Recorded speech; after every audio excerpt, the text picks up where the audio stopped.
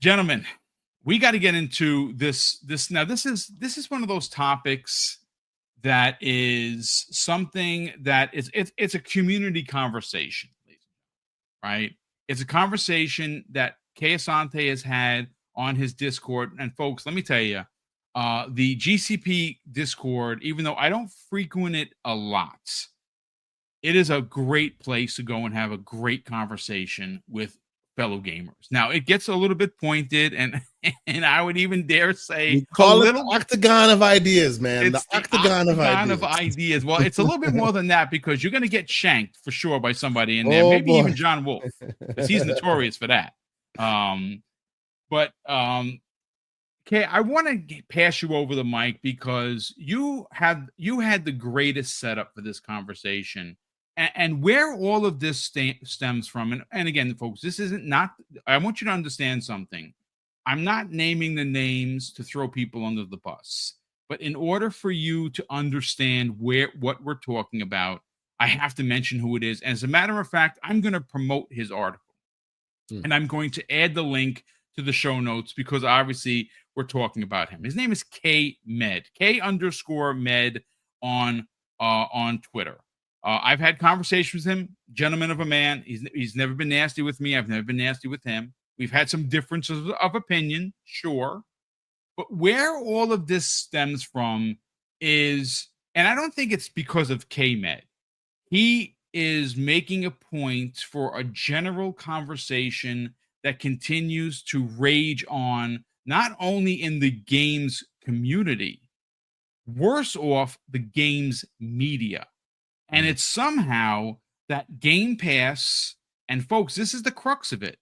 Game Pass is so good that some people would say it's too good. And because it's too good, it is somehow going to, gum up the industry as we know it. And I think not only is that the false narrative, I think it's wrong. But I want to read the tweet here, okay? And K-Med goes on to say, take a deep breath and listen. Try to process what I'm saying without emotion. Okay, that's fair. It's an opener. Xbox trained people not to buy as many games with Game Pass. You may indeed buy games, but the majority of Xbox customers are happy enough with the selection of games available in Game Pass that they don't feel the need to purchase as many games as users of other platforms, i.e., PlayStation and Nintendo Switch. This is more the fault of Xbox/Microsoft for making Game Pass just a little too good of a value. And obviously, he brought up Hargeet. Yes. Yes. He brought up Keep going. Yeah, it is hard. We're going to get to you, Hargeet, because I know you're going to have a lot to say. It's preposterous, but he brought up a chart from the FTC trial talking about games purchased. Now, where I have some pushback, and I'm going to let Kay Asante take this and run, because I have not some pushback. I have a lot of pushback, and I'm going to throw myself on the stand here and make it a bit personal. Be as transparent as I normally am, because folks, life is very difficult right now for a lot of families.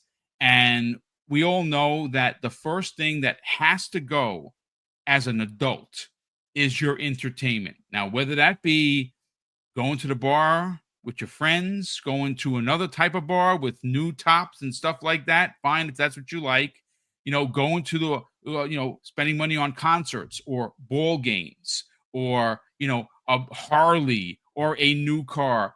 But when you bring it down to the level of what we're talking about, sometimes your entertainment needs to go in the way of no cable, no streaming services like Netflix and Peacock and Hulu, right?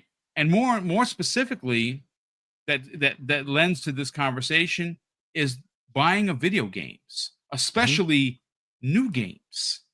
And that is why I have always said, I've stood on this square, I will die on this square.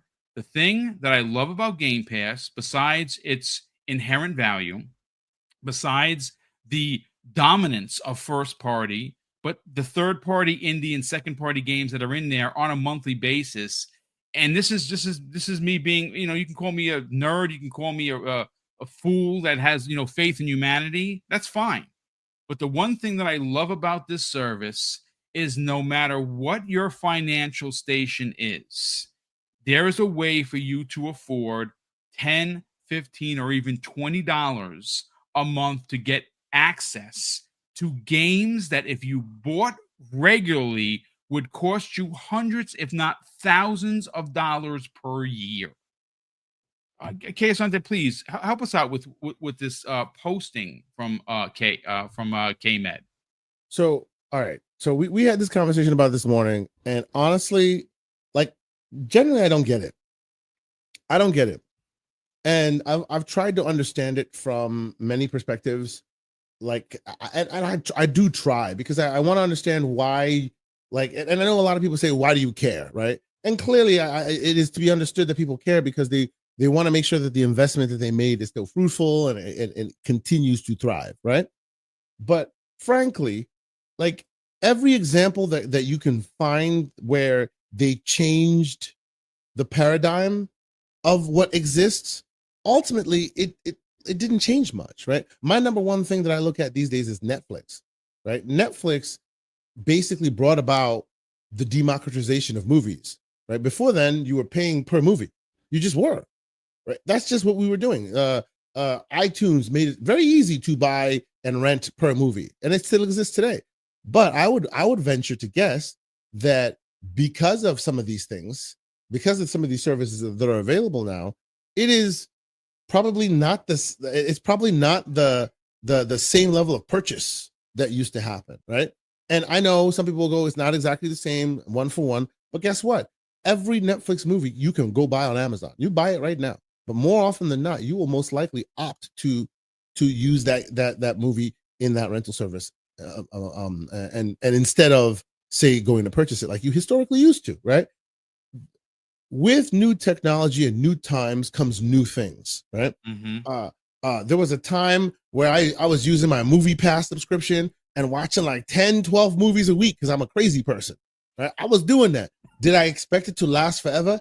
Hell no. I even saw the business model and I was like, that is unattainable, because I found out in the background that even though I paid my $10 a month, every time I went to the movie, that means company A would have to then pay the movie theater the same amount of money for the movies, right? So it wasn't even that they were getting a discount. It was that I was paying $10 to then make use of their services. Like, that was just unachievable. It was unattainable. It wasn't built to last. Did I say, nah, fam, we're going to stop using it because it's not built to last? I said, hey, mother effers, everybody get on this train because eventually it'll leave the station. We might as well enjoy it while it's here, right? I'll give you another one. The 1080 Ti from NVIDIA. One of the most like lightning in a bottle graphics cards ever made. To this day, I owned a 1080 Ti for 7 years. I bought it for, I think, $500 or $600. And then 7 years later, I sold it for $800. Holy Go figure. Shit. To this day, one of the best graphic cards ever made, to the point where NVIDIA, who made it, is like, please stop using it. We were trying to sell you something else. And they've already basically said, we're never making a device, never giving such a dollar to performance ratio ever again. Last example, this is the MSI Claw. Considered by me and many to be the king of handhelds these days, right? Is it because MSI is the king of handhelds? Oh, heck no. When this thing came out, it was basically dog water, right? Oh, it's not doing so well. People moved on. And then Intel, who has a graphics card in here, released a bunch of updates. And now, guess what? It is lightning in a bottle. It shoots its shot above almost all else. It is wild. Will they release another one that's exactly like this? Probably not, because it's not financially in their advantageous for them to do so. But does that mean you shouldn't buy one? Hell no. This is lightning in a bottle. You get amazing value for your dollar. Doesn't mean you're leaving gaming tomorrow, but this is an amazing device where, yeah, it'll cost you a little, but you will probably never get a device of this kind again. I say all this to say, why is it that when they're giving you such a good deal in any and every other realm, that is something to be lauded and to advocate for? And oh my God, they're doing such great work. But in this instance, we all have to agree that, yeah, fam, that's not good to train us that we can expect more for less, and maybe not just have to deal with the cover of the game so they can fool you potentially. Like I've literally heard developers say this. Oh, Game Pass is bad. Some developers, Game Pass is bad because back in the day, all we had to do is get you to entice you with a cover. Now we have to show and prove, because if we don't, you can test it out, realize it's crap, and now we lost money. Do we think that's a good thing for gaming? Absolutely not. So why the hell is everybody advocating for its downfall? For some reason, everyone has to put on their business suits and tell me why this thing is not like advantageous and why we should all stop because it's too good for gamers. It just, boom, it boggles my mind. I don't understand it.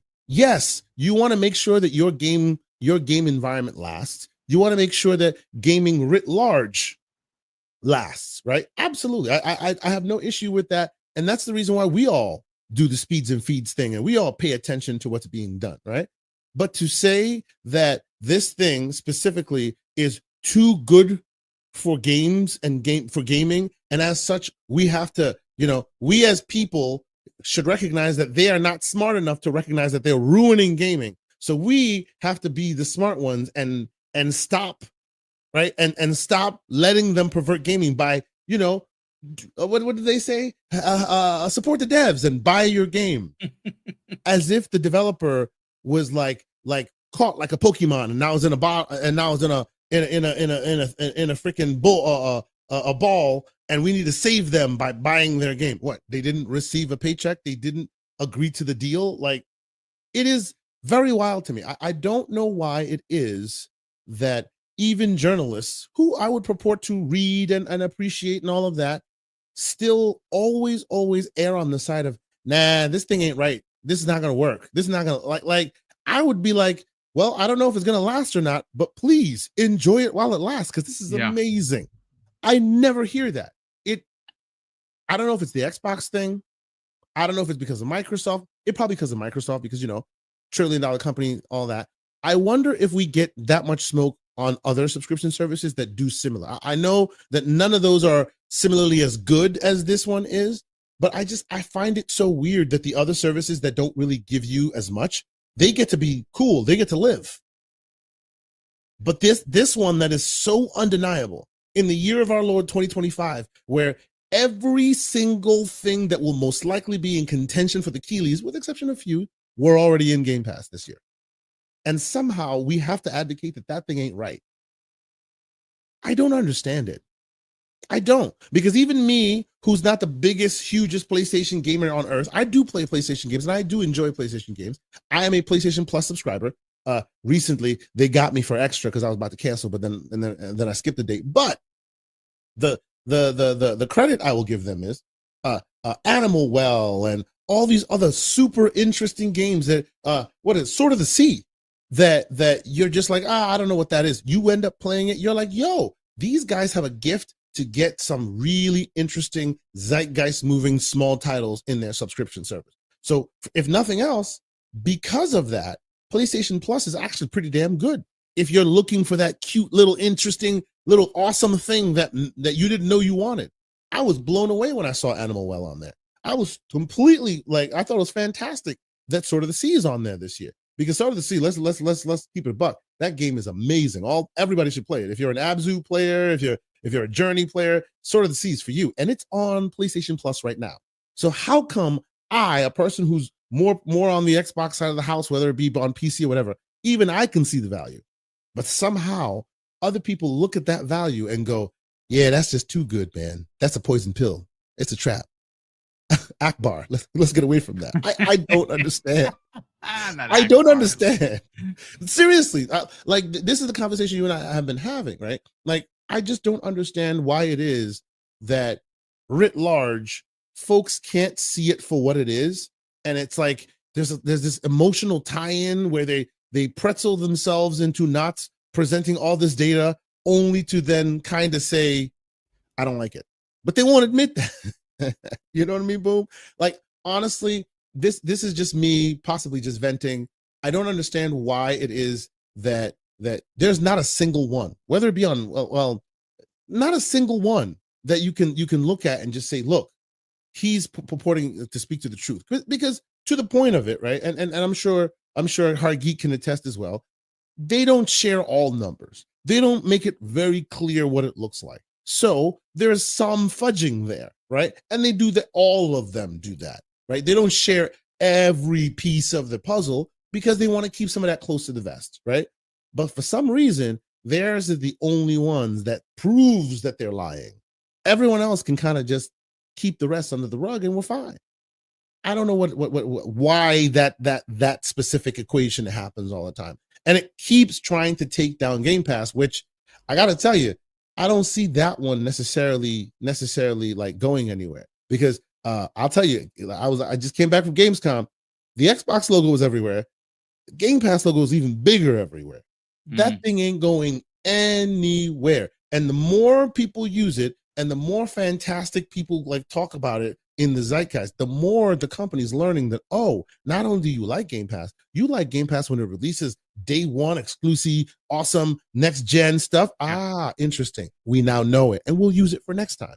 So they're learning and making it better. So why not like advocate and promote and give them the credit for what they're doing correctly, so that they can kind of work it the way you want it to be, rather than continuing to speak that, oh, it should go away. And everybody goes back to the days of, those that can afford will pay and those that won't will just be envious. That's where it seems like people want to go. Yeah, and it's I think ridiculous. that's super weird. But that's my take on it. That's it. And it's a great take, to be quite honest with you. Hargeet, before I bring you in, I want to just read and again, I'm a context kind of a guy. You folks know that, right? I'm an evidence-based conversation kind of a guy. So I have in front of me a block of games. 2, 3, 4. It consists of 18 games that when this year is finished, will have released into Xbox Game Pass. Now, that's not all of the games, but these are games that are not only going to be highly reviewed. Some of them have already been highly reviewed, but they're all bangers. Let's just say that. And obviously, I couldn't go through the whole list because we don't have 3-hour podcasts anymore. But just for context, Hargeet, how is this either too good or bad for the industry? How is this bad? Because ultimately, when I hear stuff like that, it boils my blood, because I'm a consumer first. Everyone on this panel is a consumer first. Everybody in this chat is a customer first. So I don't give a flying shit if Microsoft makes profits or they don't. What I care about is I'm paying for a service, and in that service, it has been promised to me that they're going to deliver and levy incredible experiences every month that I am subscribed. And they have done that in spades, right? So again, this is just 18 games, folks. How is this a bad thing? If you can come up with a legitimate answer, I will read it aloud. Ninja Gaiden 2 Black, Sniper Elite, Avowed, South of Midnight, Expedition 33, Doom the Dark Ages, Ninja Gaiden 4 coming out next month, Grounded 2, Tony Hawk's Pro Skater 3 and 4, Oblivion Remake, Wu-Chang Fallen Feathers, Towerborn, Gears of War Reloaded, The Outer Worlds 2 at the end of the year or next month, Silk Song, by the way, tomorrow, Atomfall, Keeper, and the granddaddy Black Ops 7. Somehow or another, you're going to have people like Christopher Dring and others in the journalistic community, and I use that word loosely, try to say that this is a bad thing. Now, if you got ducats like that, I'm not a hater, folks. I'm a congratulator. Good for you. But then you go and you buy all your games. I want to live in Game Pass, and I think that they've been doing really well with it. And I think these handhelds are going to open the door for Game Pass in other countries and other regions that they have failed with home consoles. And if they do come out with the rumored tier where it's cloud only and it's something like $10 a month and you are getting day-and-day games, it is going to skyrocket to 100,000 subscribers. Hargeet, let's try to make sense of this ridiculousness. Yeah, so look, I've been warning that they eventually will not be able to deny it, right? Because eventually there's just too much stuff. They own too much of the market now. There's just no way you can deny Xbox or Microsoft in gaming. And this is the next stage. It's too good. That's the next stage. It's too good. Okay. Well, if it's too good, that just means players should take advantage of it. And who cares what it means to the rest of the industry? Now, what's really happening is, of course, it hurts them that their platform isn't doing it. And they don't like the fact that their platform isn't the one doing it. And they're just annoyed. And that's fine. I don't care if you're annoyed. You know what? It's undeniable at this point, and you have to accept it. And it's in writing now. You just have to accept it. Xbox is too good. The industry would not be where it is without them. And you want to play Xbox games. And now we have proof. Undeniable proof. The top games on PlayStation are Xbox games. It is what it is. They're all Xbox players now. And now you get to see, oh, I have to pay here. I don't have to pay over there. I just pay my monthly fee. Oh, gee. All right. Well, keep paying. You want to pay? That's fine. Choose that platform. I don't know how well that's going to keep going. This will just keep getting more interesting over the next few years as more and more games are going to be in Game Pass. More and more games are coming out from Xbox. Nintendo, as I keep saying, they still keep churning out games. They keep putting out a bunch of stuff. And in comparison, you'll have the one big game from PlayStation every year. Okay, cool. If that's what you want, you got it. If you want a platform that gives you everything, including those PlayStation games, you have that too. I'm just saying. And they still have a service. Kesante points out, and I've been pointing out for the longest time, I don't hear this about Ubisoft Plus. I don't hear this about EA Play Pro. Those have been around. Are they killing gaming? Has gaming died because of EA and Ubisoft? You know what has changed gaming? Mobile, which is 70% of the market, and big freaking black hole games that take up all the time from everything else. Under 10% of all gaming is all this AAA, AA, all this stuff. Under 10%. The vast majority of gaming does not include any of this stuff. And that's what they're not seeing and not happy about. Well, too bad. The average, we've already seen all the stats, right? The average player on PlayStation is playing what? The black hole games. They're not buying this nice little game of the year called Astrobot. They're not buying it. They didn't bother with this one. It died. Just is what it is. They're terrified at PlayStation of what's going to happen to Fair Games and Marathon. Yep. Again, you can hear it in their words. They decided to put the game that's running in our background here on Xbox to get more engagement, and it worked. Look, I like every sign is pointing at the same thing. It's undeniable at this point. Xbox is undeniable at this point, and they're just going to have to squirm and deal with it. So you can either keep playing on your PlayStation and keep paying, because look, Xbox is going to take money from you. They're going to put those games over there. They're very happy to take your, whatever, $50 out of the $70, whatever 70% they get. They're happy to get that. And all the microtransactions, they're happy to get it. Absolutely, buy the games over there, no problem. But they keep giving us this deal. And as long as they keep giving us this deal, I don't care how much they make. I care about how much I make and how much I don't have to waste. And how many games I get to keep playing every freaking week that keep dropping into Game Pass. I go in every Tuesday. Oh, look, another game. Download. That's what happens. That's what we have over here. Enjoy whatever you have over there. If it makes sense for you and you like it that way, great. I don't see it killing gaming. Is it changing gaming? No, that's not what's changing gaming. You know what's changing gaming? Mobile and black hole games. The rise of Fortnite. The rise of, Warzone and Apex all these Legends, other ones. And Marvel Roblox. Rivals. It's just... And we underestimate how big things like Roblox and Minecraft are. And those things eat up a lot of the gaming energy. That's the world. Now, if you think your game is really good and it should attract customers, you know how they do that? They make a game and they make you want to play it. That's their problem. That's not me as a consumer. It's not my problem. That's their problem. Right. So if they put out a trailer and they show me Spider-Man zipping around New York and I'm like, oh, I want to play that. And I go buy the game. That's it. That's the whole contract. That's it. That's all it is. I buy the game to play it. That's it. I'm not here as a consumer required to buy their game. I don't care. It's not my problem. If somebody gives me a game I want to play, I'll just buy it if I can afford it. If it's in my Game Pass, I don't have to worry about it. I also happen to have a Ubisoft Plus for a year because they had a deal. It was like $100 for the year. I'm like, heck yeah, I'll do that. That's like one game because it gives you the Ultimate Edition. Why not? Cool. Now I got all their games. Awesome. If it's of value to me, I'll take it. That's it. It's just that simple. I just don't see this necessity of constantly trying. But as I said, it's the stages they're going to go through. You're going to see this over and over. It's just going to keep happening until they just get to the point of saying, okay, enough, whatever. It is what it is. It's here. You want to use it, use it. If you don't want to use it, feel free to support the devs and pay the $70. Enjoy. I don't care.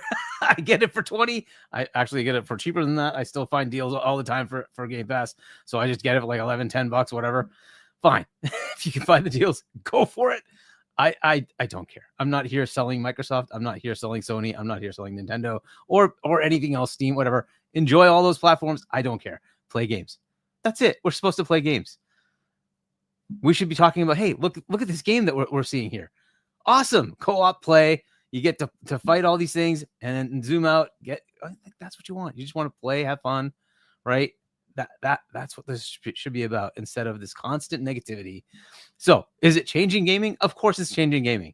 That's what every challenger does. Did the Nintendo Switch change gaming? Yes. Should we say, damn it, God damn you, Nintendo, why did you change gaming? No, we shouldn't, because that's what innovation's for. Yep. Let them change gaming. Who cares? If you like it, buy it. If you don't. That's it. It's just that simple. What they're pissed off about is it's working. That's it. It's working.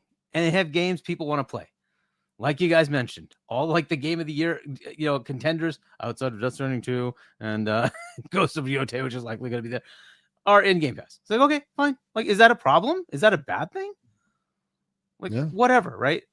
Who cares? If it's good, bad, if you like it, that's all that matters. Do you want to part with your $20 a month, $10 a month, $11, $12, whatever it is that you pay?